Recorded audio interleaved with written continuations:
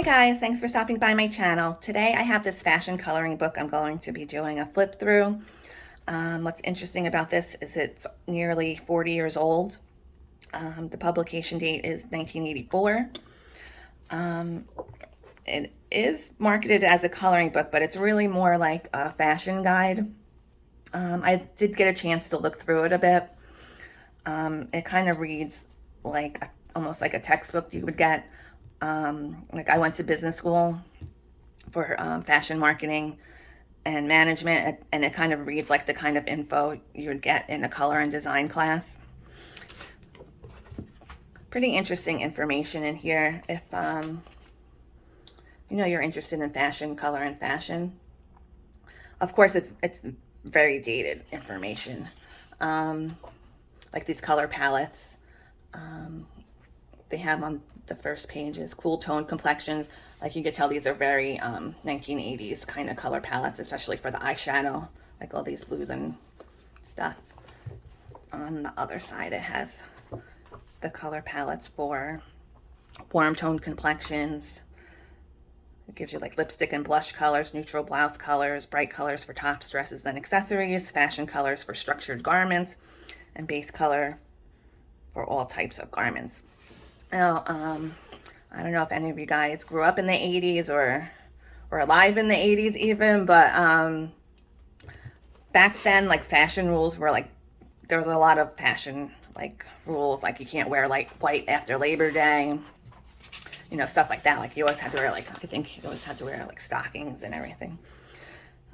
So let's take a look through this. It is very text heavy, so I'll try to skip through those parts so we could just look at the pictures. And see, 1984. And yeah, if there's anything like little blurbs or something, I'll read that out for you guys to see. This is how to use this book. It has medium wide felt tip pens. If you do get a chance to get a copy of this book, I don't think I would necessarily use felt tip pens or any kind of marker unless you put something behind it. This isn't really good condition considering it's almost 40 years old. It seems like this copy has never been really opened, so, or it's never been colored in or anything. So it says clothing, the silent language. This kind of tells you, it says glance quickly at the three women on this page. As you color the outfits, notice your initial reaction to the hue of red you are using. Does the intensity and shade of a color alter its impact and change its image?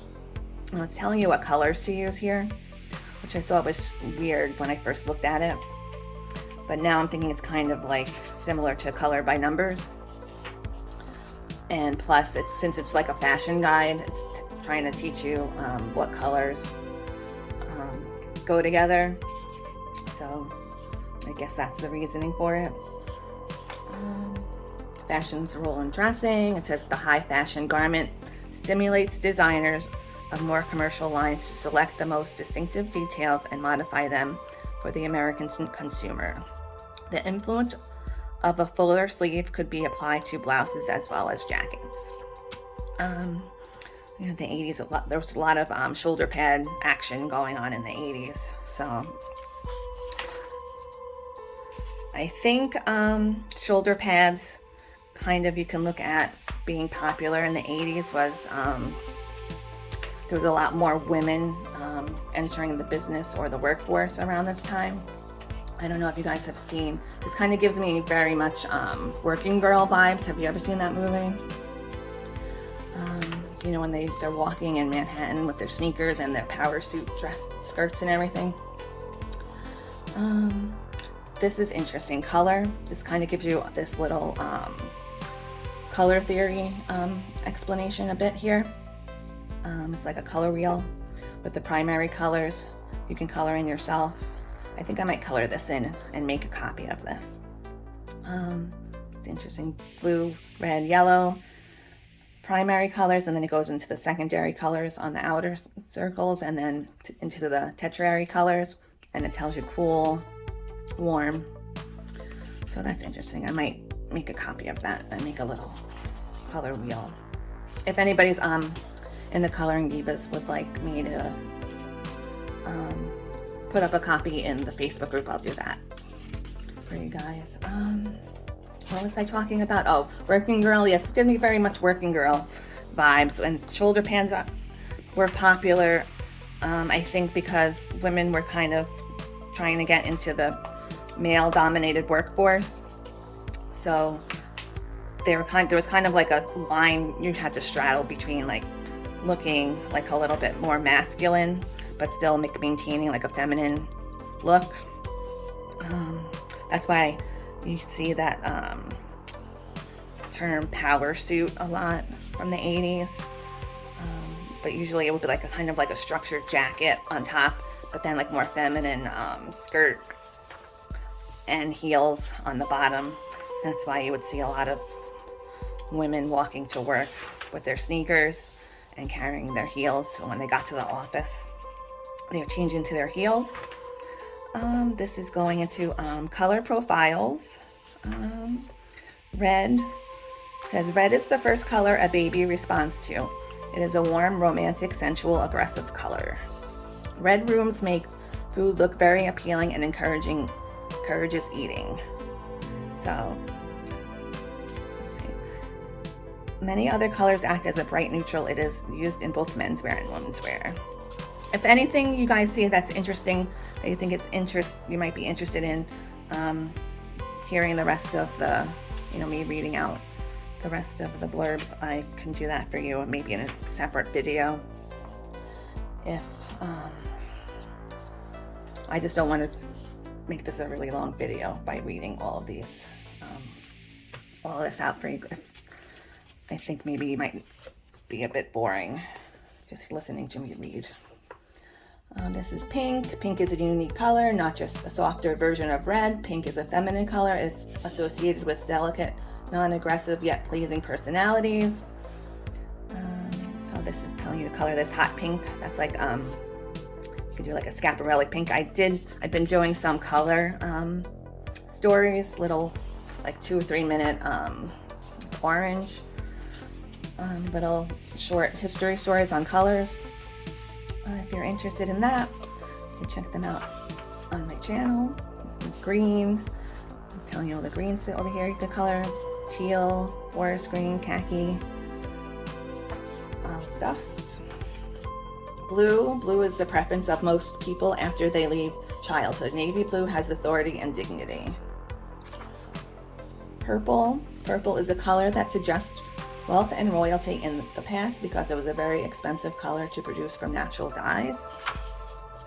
Yellow is the first color to be processed by the eye because of the length and intensity of the color waves. So it's highly visible. Black is in scientific terms, black is not a color at all. It is the absence of colored light rays on a surface. What are we coloring here?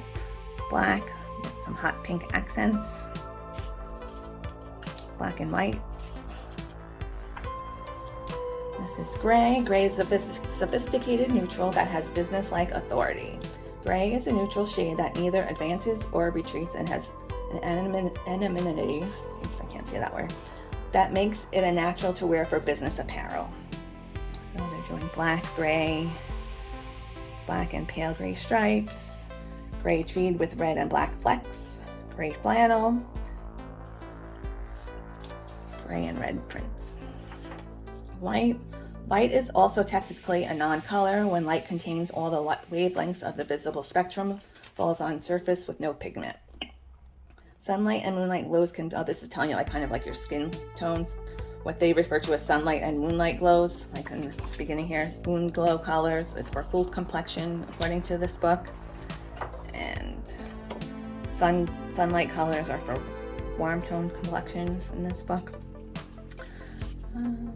White, so they're telling you ivory, white, navy blue supposed to be going together, and cream, marigold for a hat. Color illusions. This is which rectangle looks the largest. I guess this is trying to make your proportions look different. Light values advance and seem larger. Dark values recede and reduce. It is important to remember this illusion, especially when combining colors in an outfit.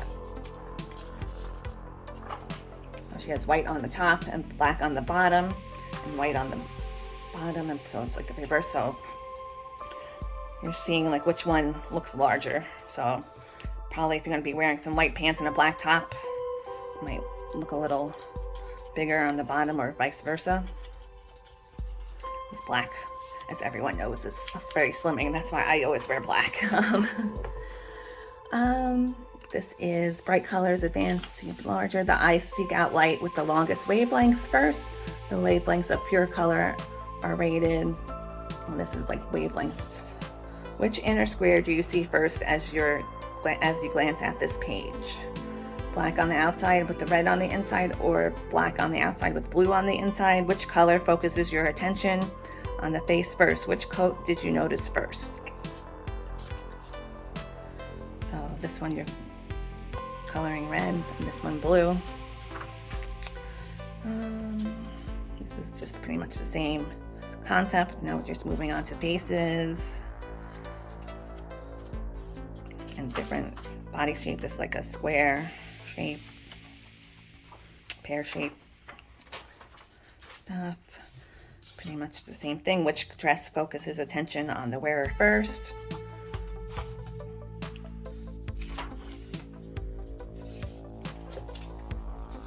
Which rectangular looks the slimmest? Which rectangular looks the longest and slimmest? This is different color combinations, I guess, to get different visual reactions from the color proportions and everything. Now 28 is proportions. It says proportions is one of the factors that most influences the way a garment looks. Proportion is the relationship of the size of the different parts of the garment to one another, and the relationship of the total volume of the garment to the figure wearing it. So we got purple, like the proportions, like this is like a longer proportion. Like how the top is down to the hip, this is like up the waist, and then this is like an empire waist up top. So visually different proportions, proportion illusion. Same difference here. You got like this kind of jacket, kind of chopping you off over here, and then over here, this is kind of giving you like a longer, kind of like a 1920s waistless look. Pant proportions. Fashion designers play with pants and use a wide variety of shapes and lengths to achieve particular effects. This is very almost 1970s-ish looking, I think, with these shorts and these tall socks. I don't think you see many people wearing that kind of an outfit today, but it was popular in the 80s. Kind of reminds me of like Facts of Life, that TV show. Like, looks like the girls would wear on that show would wear that. Horizontal proportions. Which square looks narrower? Now again, I'm just going through these really fast because I don't want this to be a really long video, but if anything strikes your interest, let me know and I'll give you more info on it. Vertical style lines. This is like kind of makes you, the long lines make you look taller and slimmer. Horizontal lines, those might make you look a little bit wider. Most important horizontal, the hemline. Diagonal style lines, curved lines, face, neck, and shoulder shapes. Tells you the oval shape, round shape, square jaw, triangle shape. This is how to do different collars for your different face shapes. Symmetry. The human body is visually symmetrical. The body is basically the same on each side of a central line, the median creating a formal balance. Scale. This is a lot of information. This is like you could teach a whole class with this book. Unity. This is telling you fabric unity. This is the wrong way, the right way, bright colors, right? I guess this is too much stuff going on over here. Although, I don't know, I might see some people walking around with all those things. Rhythm, emphasis, color, and contrast. Oh, this is like a little Chanel purse, that's cute. Emphasis, design, motifs. Okay, so this is telling you like when if you're gonna design a garment or even purchase a garment, make sure you're conscious of like where you're placing the design elements. Like over here, you want these two little flowers appliques on the butt or on the boobs over here. And it says it's okay for a funny t-shirt. So you don't want anything kind of like focusing on, you know, like your body parts. That might come off looking either like tacky or meant to be funny. A bold or unusual shape will emphasize the area it covers. So you're always going to draw attention if you have like some sort of design or pattern there. Silhouettes. This one looks kind of like a Pat Benatar kind of an outfit. Natural silhouettes, classic bathing suits. And it's like the 80s kind of had this high cut silhouette for bathing suits. And like one pieces were still strong then. And this low cut plunging bathing suits and bikinis. Novelty bathing suits. Slimline silhouettes pants. These are very 1980s kind of pants with the pleats and a high waistband and belt. Slimline silhouettes, skirted outfits. These pencil skirts were very big in the 80s. Like I said, the power suit was a really big thing. Soft silhouette pants, along with the kind of puffy, bigger silhouette on the top. Soft silhouette skirted outfits. Wedge silhouettes. That's kind of like that triangle look. That was kind of a big silhouette in the 80s. Hourglass silhouette. Full volume silhouette. That's a very full, lot of puffy jackets. That's kind of been a trend in recent years lately too. Again, like very big, oversized, like dresses and jackets and stuff. Fabric, classic travel wardrobe. See, a lot of this 80s was very like belt heavy, a lot of belts.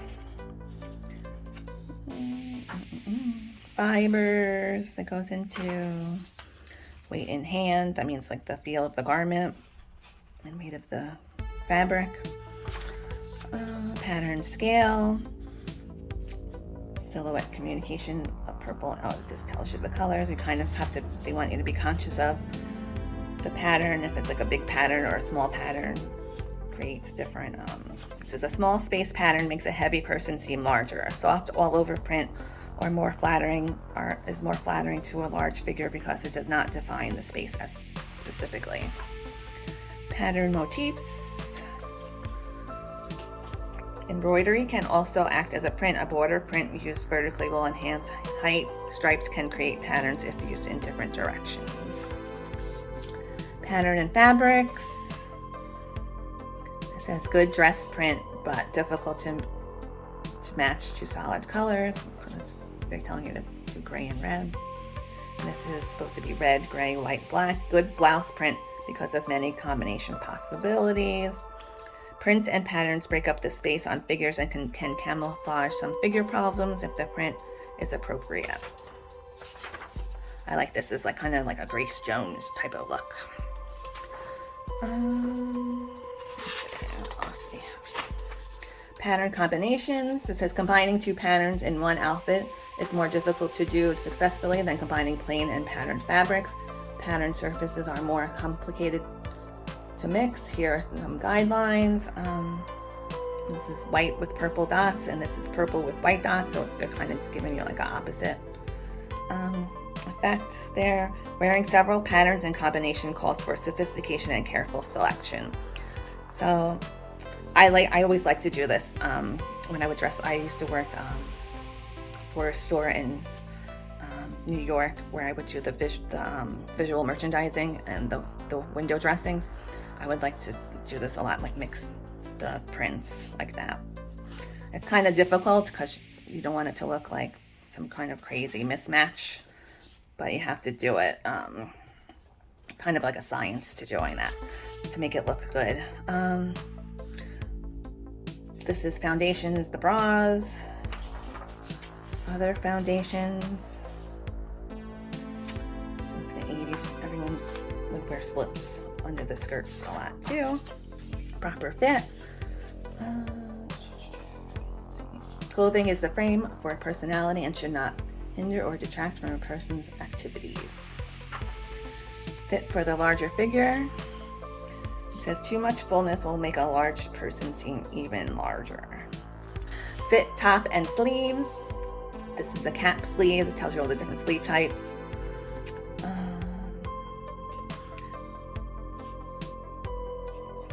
This is kind of like a kimono sleeve, raglan sleeves. It says it's unflattering, short satin sleeves. Construction, tailored jackets. Construction details. It says top stitching. These are like all like little details onto the like buttons and jackets and stuff. Construction, soft garments. This might be a little bit more boring, this section for you guys. Shoes, if you like to color shoes, this is a good section. Stockings.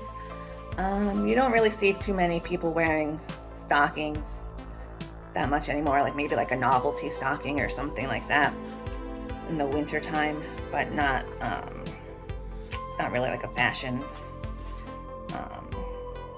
thing anymore. Accessory handbags. I think all these kind of handbag styles are still, you still see these kind of styles today. Jewelry, accessories. It says jewelry is too small for this one, too much jewelry, and tasteful selection. Belts. This again, we don't really wear too many belts nowadays, I don't think, except for like maybe like sometimes they come in and out of style every once in a while, like maybe a chain belt you might see. Or I know a couple of maybe like 10 years or so, those high-waisted belts were in. Hats. Again, you don't really see too many people wearing hats that often. Maybe now the hats that are in style now I think are like Panama hats, those big wide brim fedoras. I have a lot of those in my eBay store right now, and those seem pretty popular. Scarves. Scarves kind of come in and out of fashion a lot too. In the 80s, I think it was really popular to wear them around the neck like that with the little bow. Like this, and now we got, let's see if I should, oh, maybe I'll have to do it this way so you guys can see these pictures. They're all different outfits. Balanced figure thin, balanced figure average. This is balanced figure for a larger figure, pear-shaped figure thin, pear-shaped figure average, pear-shaped figure large, full busted figure thin. Oh, this has everything. Full busted figure average, full busted figure large, tall figure, petite figure, long-waisted, broad shoulders, long neck, and oh, they even have if you're pregnant figures. Interesting. So I hope that was interesting for you guys. You see, this was $9.95 in 1984. I went to inflation calculator online. So if you bought this, this is like equivalent to about $27 in today's money. So a pretty expensive book, actually. That's why I think it seems like it's more like a school textbook. But I was able to get a second copy of this book, so I was thinking maybe I'd give one away if anyone wants, would also like a copy of this book. Leave me a comment of a blue emoji dress, and then maybe in about a week or so, I'll do a random selection and give one of these books away. All right, I hope you guys enjoyed that flip through. It's a little bit different, some fashion thrown in there, some 80s retrospective fashion and colors. I hope everyone has a really great rest of the day or evening, whenever you're watching this. Happy coloring, and I'll see you next time.